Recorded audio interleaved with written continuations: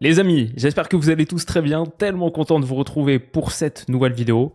Une émotion longtemps oubliée a refait irruption dans ce bureau. Ces petits gars me font vraiment ressentir quelque chose. Je suis heureux là-haut, je suis heureux dans le cœur, mais c'est tellement kiffant de voir ces images au coup de sifflet final. Mon Noël remporte l'Olympico, une victoire méritée, même à 11 contre 11 on était meilleur. Il y a beaucoup de choses à dire sur ce match, on va les dire, mais la première, c'est que même si cet effectif me semble court sur la profondeur, que je peux pas m'empêcher d'avoir un peu d'anxiété, l'Europa League, calendrier chargé, honnêtement, on peut vraiment s'attacher à ces gars-là. Et il y a vraiment quelque chose qui se dégage de ce groupe. On fait notre meilleur début de saison depuis la saison 1981. L'OL donc est à 3 sur 3, 9 points, même quand on remportait 7 titres de champion de France d'affilée. Et au début, je ne croyais pas la stat. Apparemment, on n'a jamais gagné nos 3 premières journées.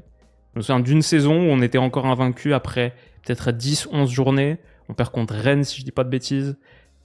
Une défaite peut-être 4-1. Ou peut-être Lille. Je me souviens que là, c'était furieux. C'était peut-être 2004-2005, un truc comme ça. Mais ouais, on est là, 3 sur 3. On va passer la trêve avec la banane, le smile, aucun but encaissé en Ligue 1. Ça ne veut pas dire que la première journée contre Lens était parfaite. Ça ne veut pas dire qu'on propose le jeu positionnel le plus convaincant, le plus abouti. Mais ces petits gars-là, je peux vraiment les porter dans mon cœur. J'aime cette équipe. Ils m'ont fait vibrer ce soir. On a mérité d'aller chercher les 3 points. Et ouais, incroyable. Vrai kiff. Ça faisait longtemps, j'étais plus habitué. C'est un régal. Au Groupama Stadium, donc, on a un peu tremblé jusqu'au bout. Celle-là, le débrief aurait pu être tellement différent. N'y pensons pas. Pensons plutôt à la mine déconfite de Roberto De Zerbi. Il y a des choses à dire sur cet OM. Mais mec, il y a des choses à dire sur cet OL. On commence ce match 109. On va parler de ce concept de pointe partagée qu'on a inventé ce soir. Il y avait bien sûr la TTT, il y avait bien sûr la Tanner Tyler Tolisso. Eux, ils étaient là. Karbech, titulaire. Malik Fofana aussi. Kalis Mera, qui a fait un top match. Mais elle est dingue cette histoire de 2025-2026. On ne doit pas être là. On ne doit pas être en Ligue 1 à la base. Et Kalis Mera est devenu un titulaire. On a 11 tellement chelou. Abner, latéral gauche, c'était régulièrement le joueur le plus avancé. Mais c'était kiffant. L'OM rapidement réduit à 10 contre 11. Bilal Nadir a dû sortir, bien sûr, après l'exclusion de CJ Egan Riley. Ils avaient Ahmed Traoré Greenwood sur les côtés, Aubameyang en pointe, Muriel Balerdier qui a vécu un match très compliqué, Timothy Weah latéral droit et Geronimo Rulli qui a sorti un paquet d'arrêts. Donc notre approche, 4-2-2 un peu avec ballon, comme ça, Tanner Tyler ici, Kalis Mera et Tolisso qui se partageaient un petit peu la pointe, tous les deux en décrochage, un petit peu de vide ici, et les côtés pour Karbech et pour Malik Fofana, qui les ont très très bien animés. La sortie de Malik, elle nous a fait assez mal, mais j'ai plutôt bien aimé cette idée d'avoir Tolisso et Kalis intérieurs et en décrochage. Ici, trouvé par Niakate, petit appui Tolisso, remise sur Tyler, qui amène.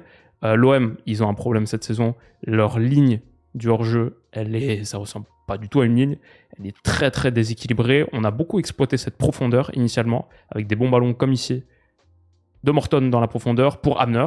Abner régulièrement le joueur le plus profond, de très très bons appels. Je trouvais excellent dans ce rôle. Ça nous donne un corner au bout de 13 minutes. Ici, sur ce ballon de Mata, quelle prise de balle de Kalis Mera qui trompe Bilal Nadir. Excellent contrôle orienté. Derrière la projection, entre les lignes. Et on voit donc lui et Tolisso, les joueurs les plus axiaux. Mais regardez Abner, qui est parti du côté gauche, qui est ici dans le demi-espace gauche. Et son impact dans cette zone a été vraiment déterminant pour nous sur la première demi-heure. J'ai beaucoup aimé. Je trouvais que offensivement, à 11 contre 11, on proposait quelque chose de très abouti. En seconde période, ça s'est un peu étiolé. J'étais même un peu déçu d'à quel point on reposait sur les centres. Et à ce match, à un moment, j'étais moins optimiste, mais beaucoup aimé notre animation, même sans neuf. Assez incroyable. Je ne sais pas combien de temps on va réussir à tenir en bricolant des trucs à gauche, à droite. Bonne utilisation de la largeur à partir de jeux intérieurs. On a vu Tolisso tout à l'heure. Ici, c'est Kalis Mera, le contrôle. Il s'appuie sur Karbech, mais il y a aussi Malik Fofana qui est seul autre côté, qui va demander et qui est effectivement servi par un très bon centre d'Adam, magnifique, c'est plaisir, on va pouvoir sortir les prénoms. C'est une équipe à prénom, c'est une équipe, j'ai tous envie de les appeler par leur prénom dans quelques matchs. Fin de saison, on connaît même les deuxièmes prénoms. Magnifique centre d'Adam pour Malik, la remise pour Abner, et c'est déjà une grosse occasion au bout de 14 minutes. Donc on démarre bien, on est aussi très agressif à la pression. Sur les relances marseillaises, on joue à la médiane, on est bloc haut. J'aime ça, j'aime cette attitude. Je sais pas si ça va tenir toute la saison encore, mais on voit qu'on est haut, on voit qu'on est en indiv. Il y a Malik, autre côté là, qui est sur l'ailier, sur le latéral, sur Tim Weah. Et regardez, il le suit jusque dans nos 30 mètres, sur ce ballon, le long ballon de Geronimo Rulli. Et cette attitude, elle nous a permis de gagner des ballons. Voilà, on voit, encore une fois, on a le bloc très très haut, à la médiane. Ici, Niakhaté gagne son duel, ballon récupéré, Tanner. Et ce concept, effectivement, de pointe partagée, où on aurait pu penser à la base, je crois que sur le diagramme, ils mettent Karbech 9, non. On aurait pu penser Tolisso faux 9, pas vraiment, un peu, oui. Mais c'est vraiment deux joueurs axiaux.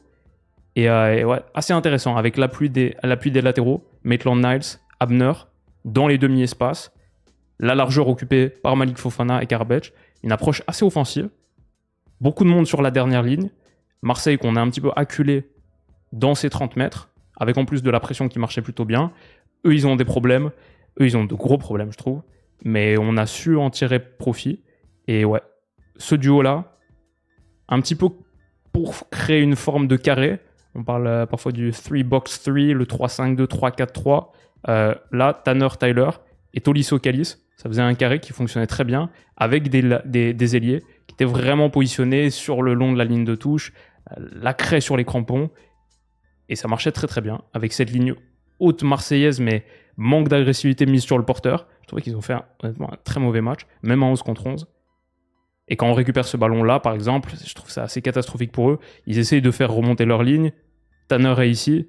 Il envoie ce centre. Honnêtement, je trouve pas que ce soit vraiment un bon centre, mis dans une zone où jamais une défense cohérente perd ce ballon-là. Abner s'en saisit, encore une fois. Regardez la course d'Abner dans cet espace. Il va se retrouver point de pénalty. Abner était très souvent à la conclusion des actions. Il simule grossièrement. Bien sûr, il n'y a jamais pénalty là-dessus. Mais on a régulièrement menacé avec, à l'image d'Abner, mais aussi par exemple ici, Karbech, beaucoup de fluidité dans le mouvement de nos joueurs avancés. Ici, il vient de la gauche vers l'intérieur, passe devant Egan Riley, il y a de la menace dans la profondeur, cette fois c'est Malik Fofana aussi qui a pris la porte dans le dos, il est bien lancé par Tolisso, et regardez, Abner qui suit et qui va être au bout de cette action pour marquer le 1-0, il est annulé pour un hors-jeu qu'on n'a pas vu vérifier, en tout cas moi j'ai pas vu vérifier, je regardais sur une chaîne portugaise, et il est ici parti à la limite, il est peut-être légèrement hors-jeu, en tout cas j'ai pas vu le révélateur. On était un petit peu pressé. À certains moments, peut-être un peu en souffrance sur notre build-up, notamment les 10 premières minutes. Je vois une première phase.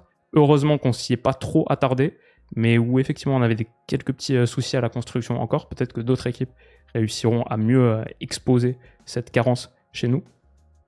Mais quand Descamps relance, Kalis surgit. Balerdi, très mauvais passe, très mauvais match. Mais il surgit ici, gagne ce ballon. Derrière Tolisso qui a suivi. Magnifique remise, et Malik Fofana surgit devant Egan Riley pour le faire exclure. Malik, c'était... C'est intéressant, parce que du coup, j'imagine qu'on devait perdre soit Georges, soit Malik.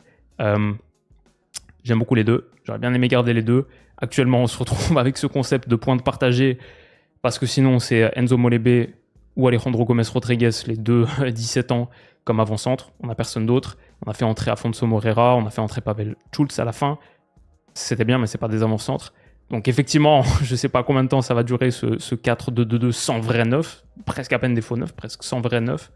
Mais Malik, j'avoue, je suis content de l'avoir gardé. Peut-être c'était lui qu'il fallait garder parce qu'il a fait un paquet de différences et à sa sortie, c'est pas la même équipe. Là, il fait exclure un gars, on voit Maciel Emera, De Zerbi sur le banc en face. Un peu choqué, j'ai bien aimé, je trouve beaucoup de communication. Barrière de la langue, nouvelle recrue, peu importe, ça parle beaucoup. Célèbre ensemble, ça fait du bien, 3 victoires en 3 matchs, ça aide à la construction d'une cohésion. Mais ouais, Tolisso, Tyler, Tanner, beaucoup de discussions et de la pression. Donc tous les concepts que je trouvais plus dans mon Noël, une équipe affectueuse, des gars auxquels je peux m'attacher, de l'envie, de la pression, tout ça je le retrouve cette saison. Incroyable, dans une année où on ne doit pas être là. Et on est là et c'est le foot. C'est dingue. Récupération haute. Tyler qui a continué de monter en puissance dans ce match, je trouve. J'ai l'impression d'avoir vu tous les matchs de Morton cette saison, même la pré-saison avec Liverpool. Et j'ai dit, pré-saison avec Liverpool, j'étais pas hyper emballé, j'avais beaucoup de pertes dangereuses. Contre Lens, j'ai eu du bon et aussi du moins bon, aussi des pertes dangereuses. Contre Metz, excellent, bien sûr. Et là, j'ai trouvé très bon dans un match avec un niveau d'adversité encore plus relevé. Ce parcours de surfeur, cette course soyeuse entre Aubameyang, corner gagné. Ouais, effectivement, il applaudit et il a mérité les applaudissements. Il a été très bon. Malik Fofana ici, qui fait avertir Angel Gomez. Lui, c'était un véritable poison, que ce soit plein axe, que ce soit en transition, que ce soit sur jeu placé, comme ici sur Greenwood, où il le passe, déclenche le centre. On a été menaçant. Très bonne première mi-temps. Et il est l'homme du match, jusqu'à sa sortie, sa frappe, qui est ici sortie par Geronimo Rulli. C'était le meilleur homme sur la pelouse. Dommage qu'il soit sorti aussitôt. Alors, les corners, on a tenté quelque chose. C'était un petit peu toujours la même idée, partir de loin, de très très loin, angle de la surface de réparation, des courses un petit peu synchronisées. Donc, il y a de l'idée. L'exécution, beaucoup de corners étaient pas très bien tapés au départ, donc ça a limité un petit peu ce qu'on pouvait voir là-dessus. Il y en a une de Tanner qui est mal reprise. Toutefois, je pense que sur ce corner, juste avant la mi-temps, c'est but. Je comprends pas pourquoi c'est annulé. Il n'y a pas faute de Tessman sur Geronimo Rulli. J'ai une question, c'est est-ce que les règles sont les mêmes dans tous les championnats? Est-ce que c'est pareil en Ligue 1 qu'en Première Ligue? Parce que si je pense Baïndir aimerait bien jouer en Ligue 1 si ça c'est sifflé. Les gardiens en PL, il y a des chocs dans la surface qui sont à peu près 10 fois plus puissants. Et je sais que c'est pas faute parce que Rulli ment ensuite au micro. Bon, déjà, si tu vois les images, tu vois qu'il simule. Et ensuite, au micro, on lui demande qu'est-ce qui s'est passé, est-ce qu'il y a faute? Il fait ouais, il y a un coup, il me met l'épaule, je crois qu'on dit l'épaule, dans le visage, donc ça me fait mal, donc je tombe, donc c'est faute. À aucun moment son visage est touché, donc je sais que c'est mensonge, donc je sais que c'est simulation. Donc ce but aurait dû être validé pour moi. Et après, il y avait peut-être penalty aussi sur Karabech ici. Peut-être j'ai pas vu assez de résumés, mais pour moi ça ressemble à un penalty. Avec ma casquette de supporter lyonnais, peut-être, mais je pense que je l'aurais donné aussi. Donc je pense qu'on méritait de gagner ce match, même au-delà. On était au-dessus dans beaucoup de choses. Après, 11 contre 10, ça aide. Mais même en 11 contre 11, je trouvais qu'on était au-dessus. Gros retour de Malik Fofana. Là, j'aime bien cette agressivité sans ballon. Il y a de l'intensité, il y a de l'envie. On fait les efforts. Dommage, un peu trop peut-être, parce qu'il se blesse là-dessus. J'espère que c'est pas grave. Et j'avoue, cette séquence-là de 1 minute où Fofana se blesse et on applaudit Mikotadze en tribune avant son départ, là, ça m'a fait un peu bader. Là, je me suis rappelé que cette saison, tout va pas être rose, tout va pas être le soleil est de sortie. Ça va pas toujours être des débriefs comme ça. Il va y avoir des moments difficiles parce que notre effectif, ouais, il est court et ouais, il repose sur quelques cracks. Sinon, ça peut devenir compliqué. Quand on sort Malik Fofana pour faire entrer Nico, c'est très bien. Il est impliqué sur l'action du but, mais ça montre quand même qu'on manque un petit peu de ressources parce que on fait passer Abner et lié. T'as un côté Tagliafico-Abner. C'est un peu, évidemment, ça montre que...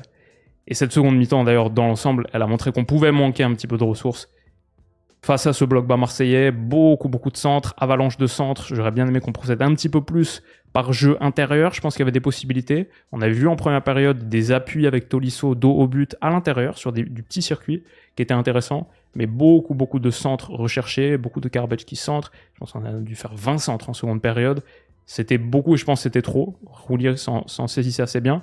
C'était mieux quand on utilisait la largeur. Effectivement, ce bloc marseillais, c'est pour ça qu'on procédait beaucoup par centre, I guess, parce qu'il était très compact sur la largeur. C'était mieux du coup quand on allait vraiment chercher les côtés, il y avait du jeu à trouver.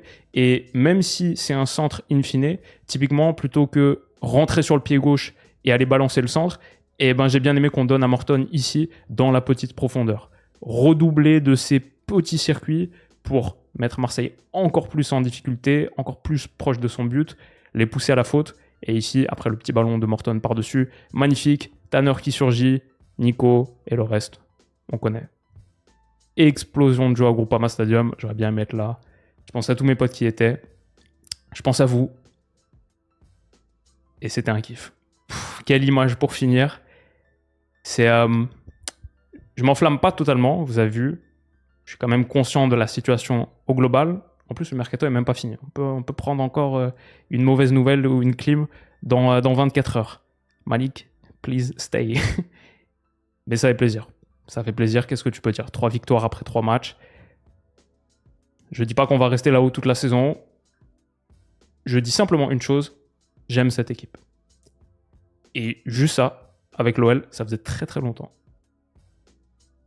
Que ça puisse continuer le plus longtemps possible. On a Rennes après la trêve internationale, déplacement pas évident. On a Angers, on a Utrecht en Europa League.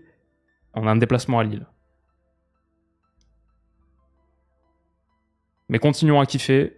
Et je serai derrière ces gars-là, parce que ce qu'ils nous montrent mérite que, en vrai, peu importe le résultat, on soit derrière eux.